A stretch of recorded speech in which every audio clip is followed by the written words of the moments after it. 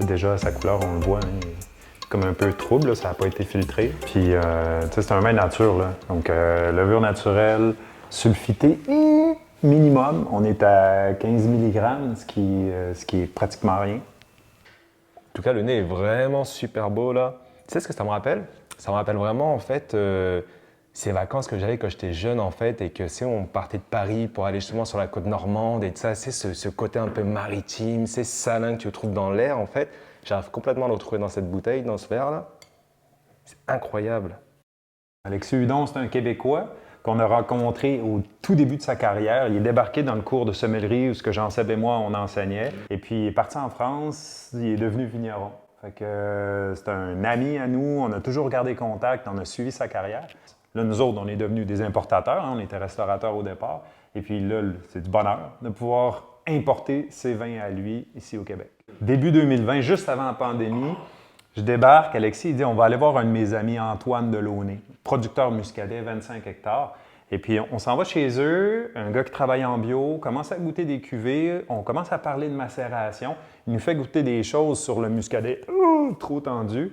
Et puis donc là, on a l'idée, faire macérer les vieux cépages, colombard, folle blanche, puis d'assembler ça avec un muscadet pour apporter plus de profondeur au muscadet.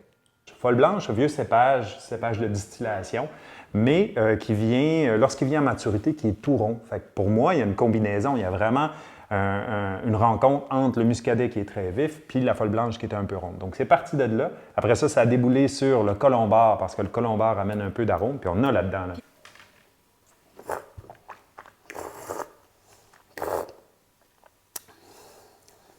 Ah, c'est bon ça quand même, hein? Vraiment. Ah, t'as vraiment le petit côté iodé, salin. Et puis, on sent justement cette macération en fait qui va vraiment apporter cette belle rondeur, qui va vraiment soutenir un peu ce côté-là justement du muscadet, c'est des fois trop tendu, mais ça donne soif à la fin. Faire un apéro, tu sais, vraiment tout simplement, là, tu sais, des petites huiles, des petites olives, des noix, genre vraiment très simplement, la bouche est super invitante, ça donne vraiment envie de reprendre une gorgée, en fait, c'est... Comme dirait Catherine, c'est dangereux ça. Vraiment.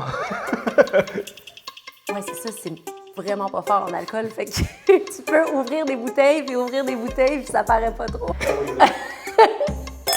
C'est cool, là. Chin, Alexis! Ça donne envie d'être romantique pour de vrai.